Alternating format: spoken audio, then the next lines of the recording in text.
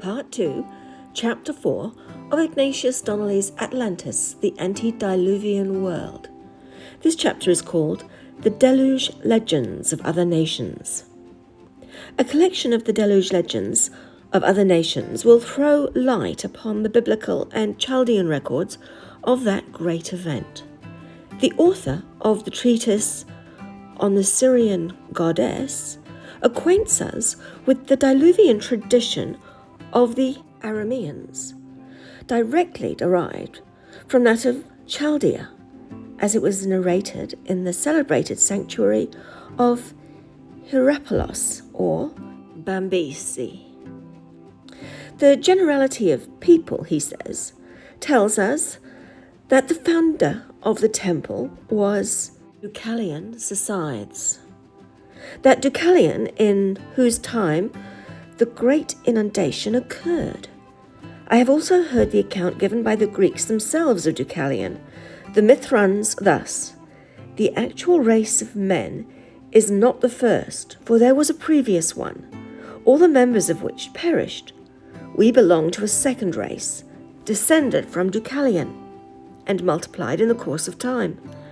As to the former men, they are said to have been full of insolence and pride, committing many crimes, disregarding their oaths, neglecting the rights of hospitality, unsparing to suppliants. Accordingly, they were punished by an immense disaster. All of a sudden, enormous volumes of water issued from the earth, and rains of extraordinary abundance began to fall. The rivers left their beds, and the seas overflowed its shores. The whole earth was covered with water, and all men perished. Deucalion alone, because of his virtue and piety, was preserved alive, to give birth to a new race, and this is how he was saved. He placed himself, his children, and his wives in a great coffer that he had, in which pigs, horses, lions, serpents, and all other terrestrial animals came to seek refuge with him.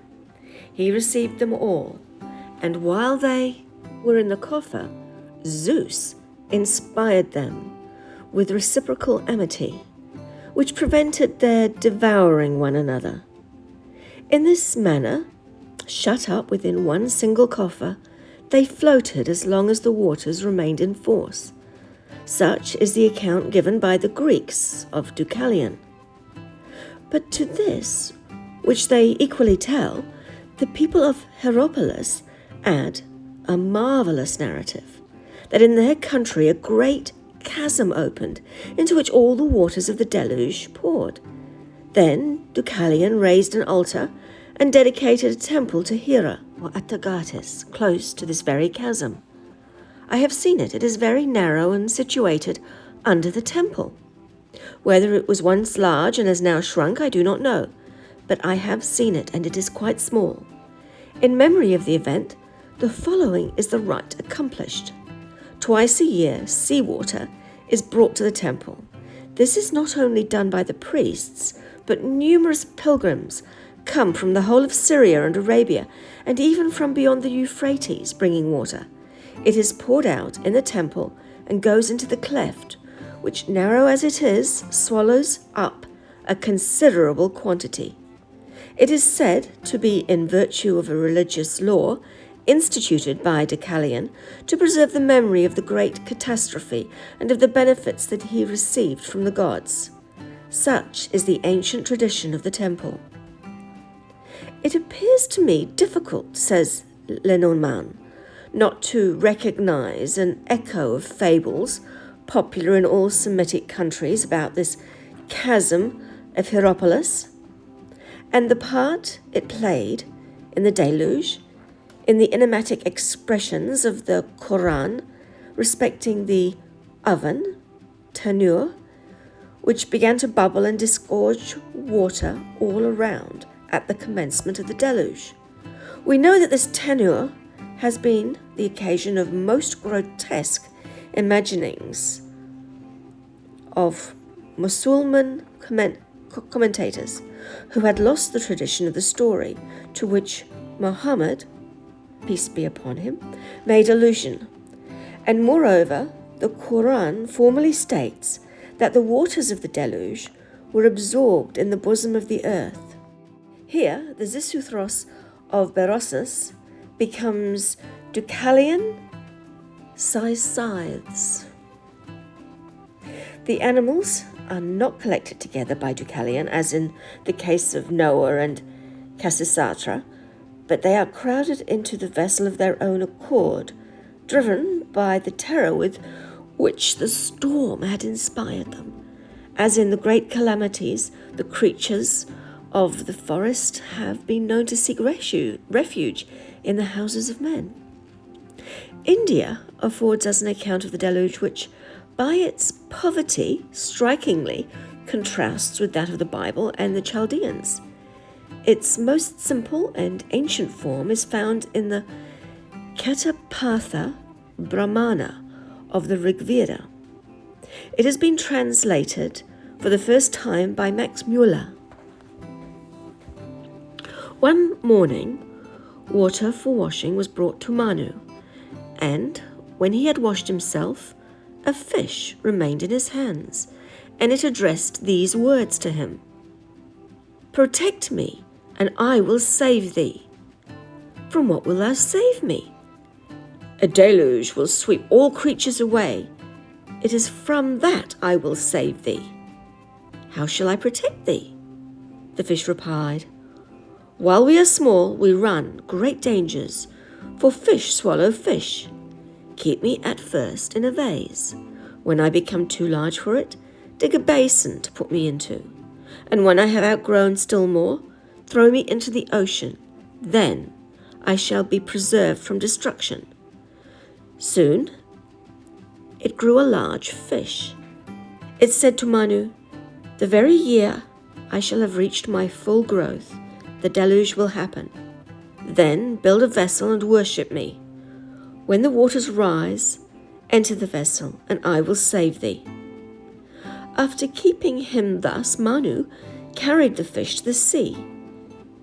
In the year indicated, Manu built a vessel and worshipped the fish. And when the deluge came, he entered the vessel. Then the fish came swimming up to him, and Manu fastened the cable of the ship to the horn of the fish, by which means the latter made it pass over the mountain of the north. The fish said, "I have saved thee. Fasten the vessel to a tree, that the water may not sweep it away while thou art on the mountain. And in proportion as the waters decrease, thou shalt descend." Manu descended with the waters, and this is what is called the descent of Manu on the mountain of the north. The deluge had carried away all creatures, and Manu remained alone. There is another form of the Hindu legend in the Puranas, Lilamant said. We must also remark that in the Puranas it is no longer Manu Vaivasta that the divine fish saves from the deluge, but a different personage, the king of the dusters. Satyravata, the man who loves justice and truth, strikingly corresponding to the Chaldean Khasisatra. Nor is the Puranic version of the legend of the deluge to be despised, though it be of recent date and full of fantastic and often puerile details. In certain aspects, it is less Aryanized than that of the Brahmana or the Mahabharata, and above all, it gives some circumstances omitted in these earlier versions, which must yet have belonged to the original foundation, since they appear in the Babylonian legend, a circumstance preserved no doubt by the oral tradition, popular, not Brahmanic, with which the Puranas are so deeply imbued. This has already been observed by Pictet, who lays due stress on the following passage of the Bhagavad Purana. "In 7 days, said Vishnu to Satyravata, the 3 worlds shall be submerged. There is nothing like this in the Brahmana nor the Mahabharata. But in Genesis the Lord said to Noah, 'Yet 7 days, and I will cause it to rain upon the earth.' And a little farther we read, after 7 days, the waters of the flood were upon the earth. Nor must we pay less attention to the directions given by the fish god to Satravata for the placing of the sacred scriptures in a safe place in order to preserve them from Hayagriva, a marine horse dwelling in the abyss.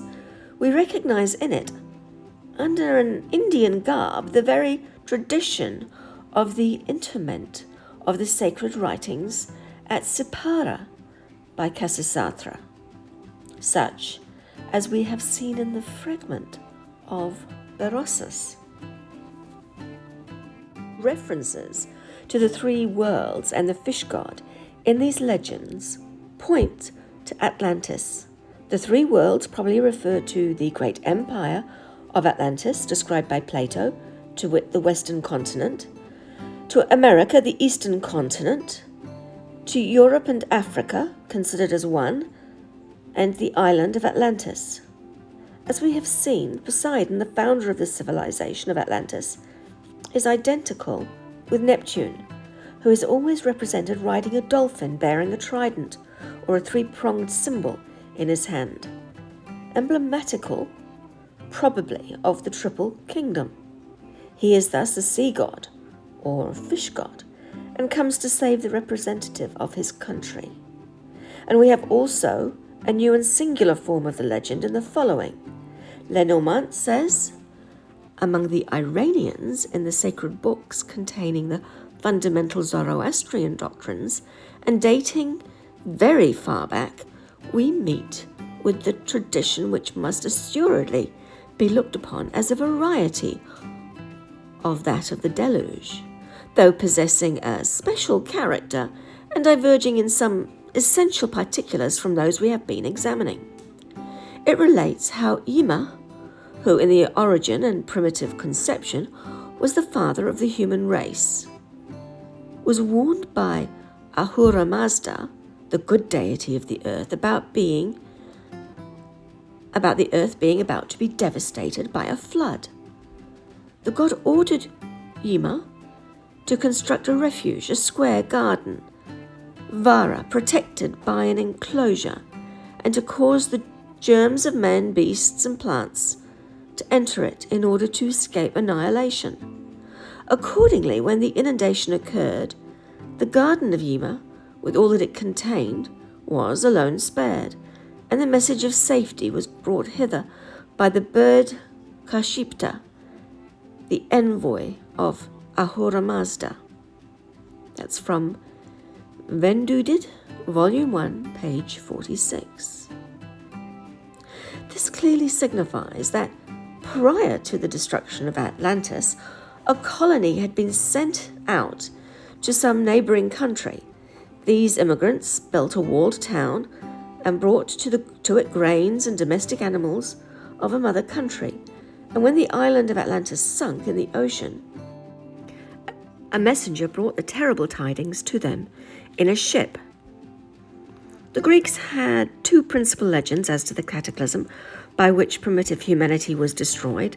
The first was connected with the name of Ogyeges, the most ancient of the kings of Boeotia or Attica. A quite mythical personage lost in the night of ages, his very name seemingly derived from one signifying deluge in Aryan idioms, in Sanskrit, Anka. It is said that in his time the whole land was covered by a flood, whose waters reached the sky, and from which he, together with some companions, escaped in a vessel. The second tradition is the Thessalian legend of Deucalion. Zeus, having worked to destroy the men of the Age of Bronze, with whose crimes he was wroth, Deucalion, by the advice of Prometheus, his father, constructed a coffer in which he took refuge with his wife Pyrrha. The deluge came, the chest or coffer floated at the mercy of the waves for 9 days and 9 nights, and was finally stranded on Mount Parnassus. Deucalion and Pyrrha leave it, offer sacrifice, and, according to the command of Zeus, repeople the world by throwing behind them the bones of the earth, namely stones which change into men. This deluge of Deucalion is, in Grecian tradition, what most resembles a universal deluge. Many authors affirm that it extended to the whole earth and that the whole human race perished. At Athens, in memory of the event and to appease the manes of its victims, a ceremony called hydrophoria was observed, having so close a resemblance to that in use at Hierapolis in Syria that we can hardly fail to look upon it as a Syro-Phoenician importation and the result of an assimilation established in remote antiquity between the deluge of Deucalion and that of Khasisatra, as described by the author of the treatise on the Syrian goddess. Close to the temple of the Olympian Zeus, a fissure in the soil was shown, in length but 1 cubit, through which it was said the waters of the deluge had been swallowed up. Thus, every year on the 3rd day of the festival of the Anesthesia, a day of mourning consecrated to the dead, that is on the 13th of the month of Anthesterion, towards the beginning of March, it was customary, as in Bambase, to pour water into the fissure, together with flour mixed with honey, poured also into the trench, dug to the west of the tomb, in the funeral sacrifices of the Athenians. In this legend, also there are passages which point to Atlantis. We will see hereafter that the Greek god Zeus was one of the kings of Atlantis. The men of the Age of Bronze indicates the civilization of the doomed people. They were the great metallurgists of their day, who, as we will see, were probably the source of a great number of implements and possibly the source of a great number of bronze weapons found all over Europe. Here also, while no length of time is assigned to the duration of the storm, we find that the ark floated but 9 days and nights. Noah was 1 year and 10 days in the ark.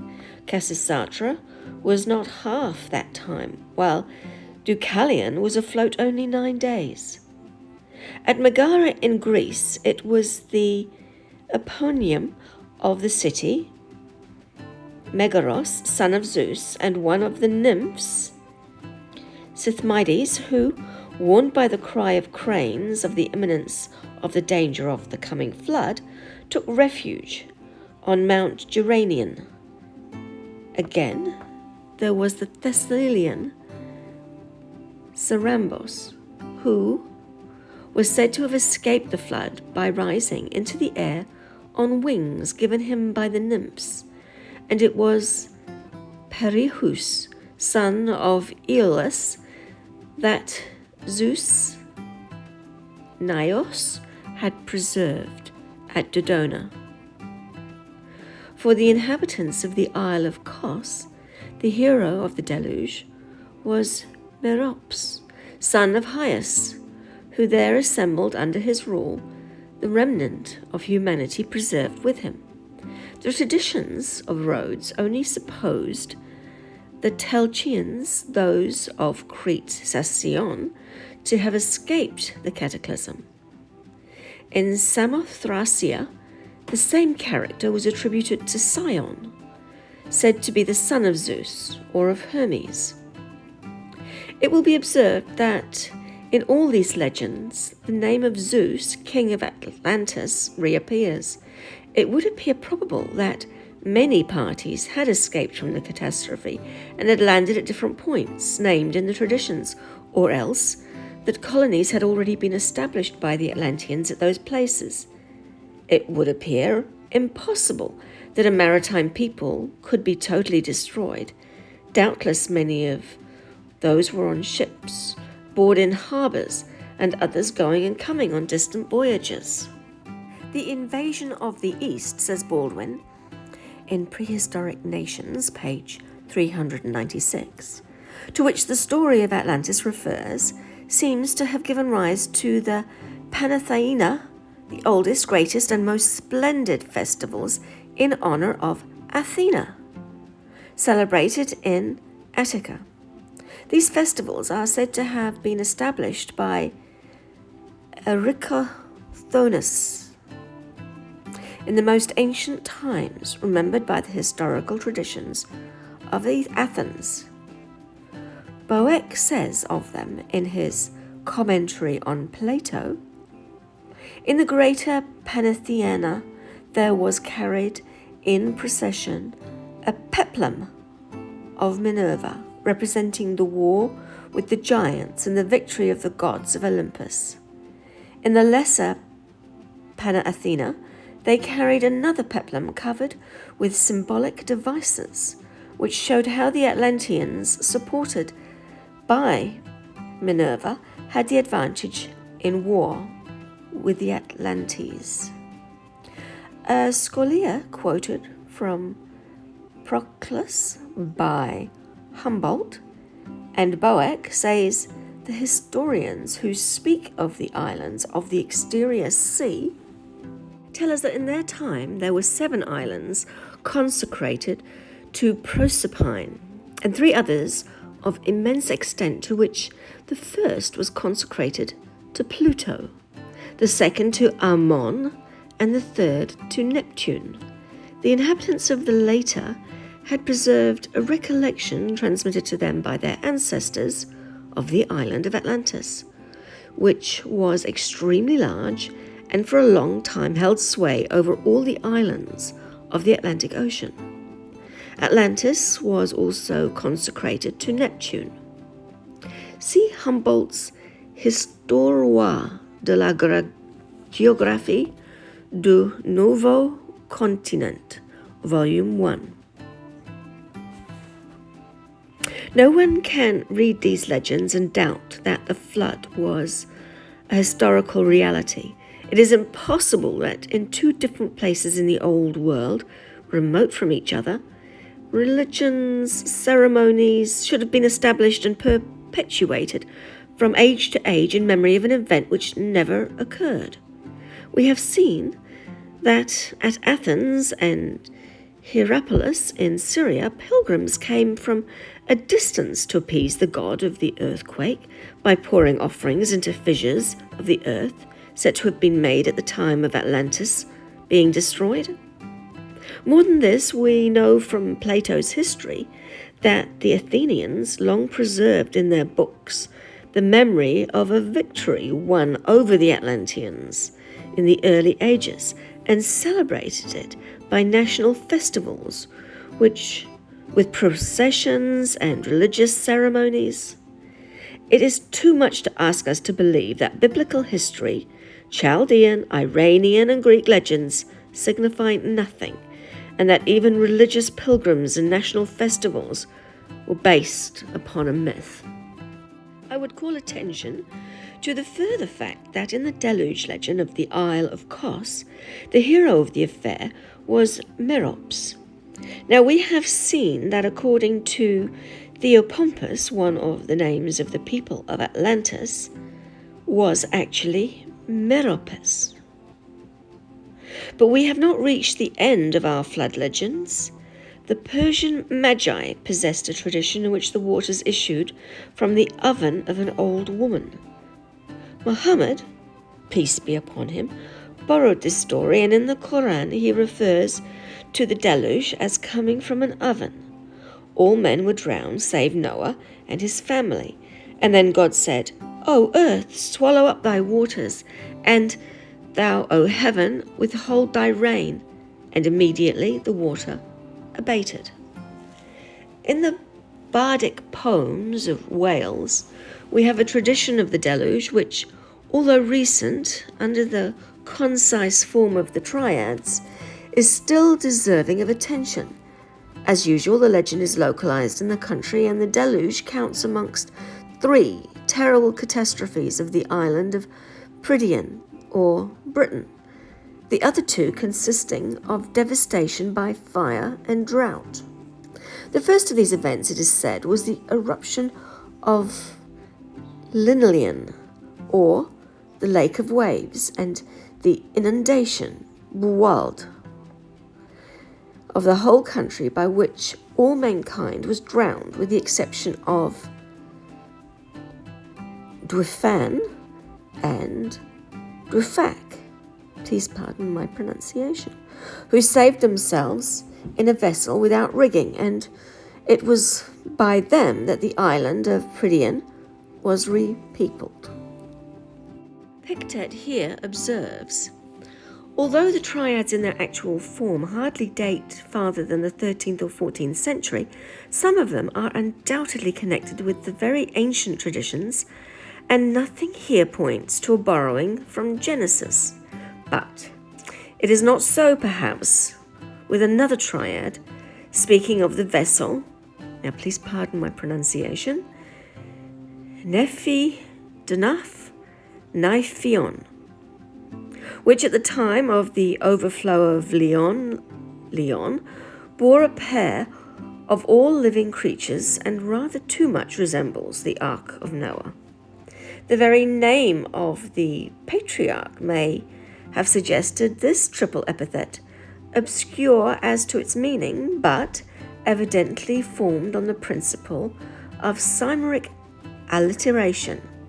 In the same triad we have the enigmatic story of the horned oxen, of who, the mighty who drew out of Leon, the vank, or beaver or crocodile, in order that the lake should not overflow.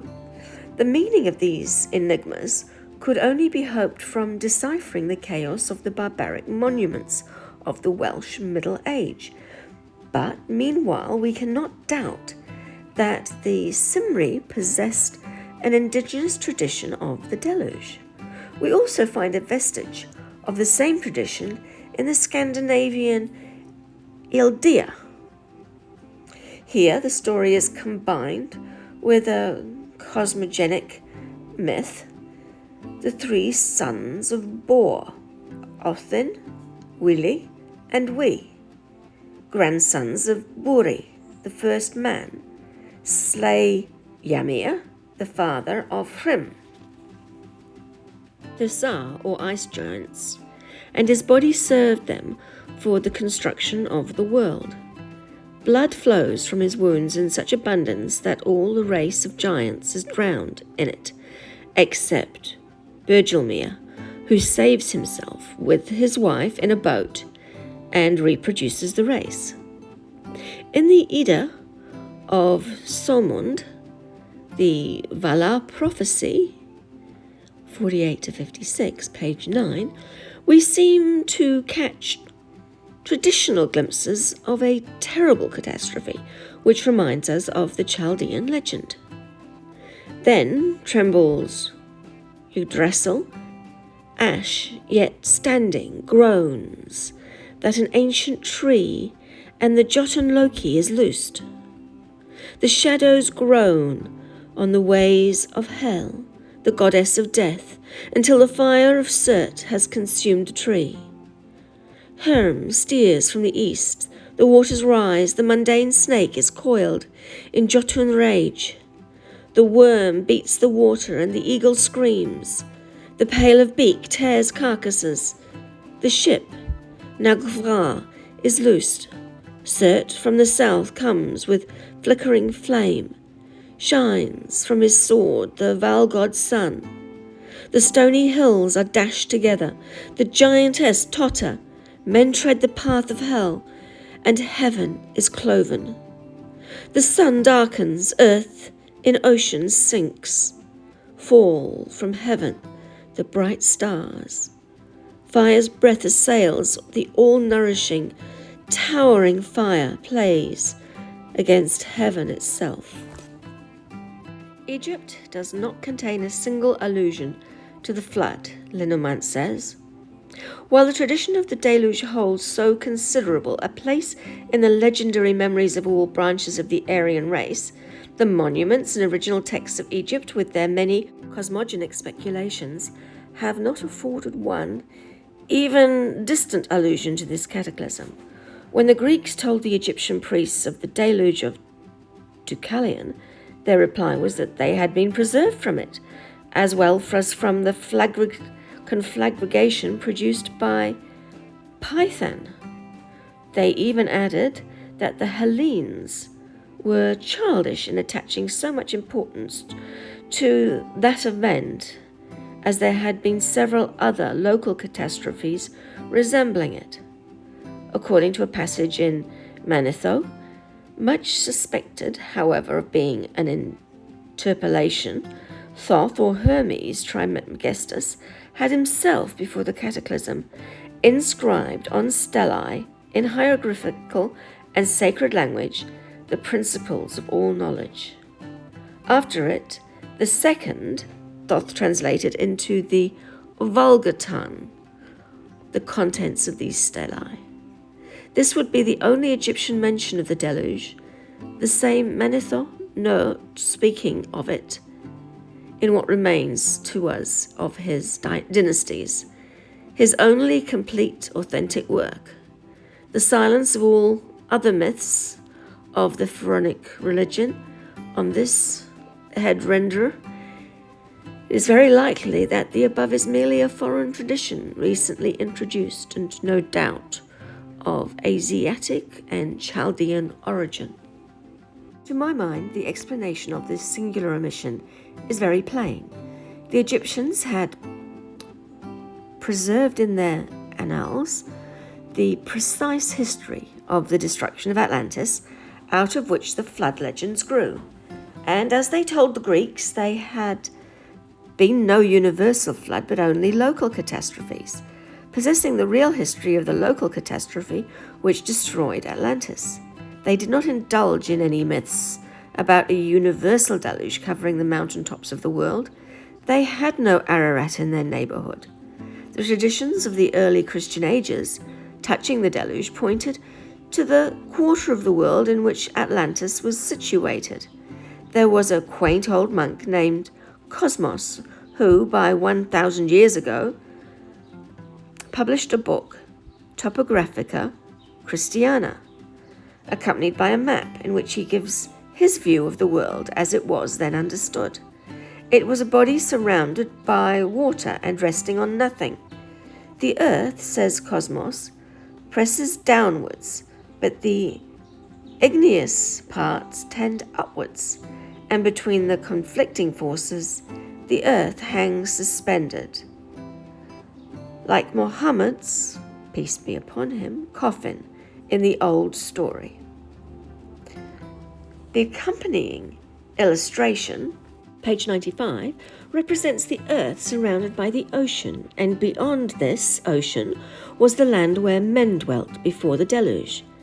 He then gives us a more accurate map in detail of the known world of his day. I copy this map not to show how much more we know than poor old Cosmos, but because he taught that all around this habitable world there was yet another world adhering closely on all sides to the circumscribing walls of heaven. Upon the eastern side of this transmarine land, he judges man was created, and that there the paradise of gladness was located, such as here on the eastern edge is described, where it received our first parents, driven out of paradise to the extreme point of land on the seashore. Hence, upon the coming of the deluge, Noah and his sons were borne by the ark to earth we now inhabit.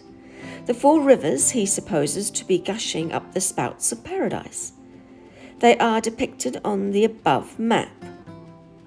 O is the Mediterranean Sea, P, the Arabian Gulf, L, the Caspian Sea, Q, the Tigris, M, the river Pison, and J, the land where men dwelt before the flood. It will be observed that while he locates paradise in the east, he places the scene of the deluge in the west, and he supposes that Noah came from the scene of the deluge to Europe. This shows that the traditions in the time of Cosmos looked to the west as the place of the deluge, and that after the deluge, Noah came to the shores of the Mediterranean. The fact, too, that there was land in the west beyond the ocean is recognized by Cosmos and is probably a dim echo from the Atlantean times. The following rude cut from Cosmos represents the high mountains in the north, behind which the sun hid himself at night, thus producing the alternations of day and night. His solar majesty is just getting behind the mountain, while Luna looks calmly on at the operation. The mountain, as is crooked, as Culhuacan, the crooked mountain of Aslan, described by the Aztecs.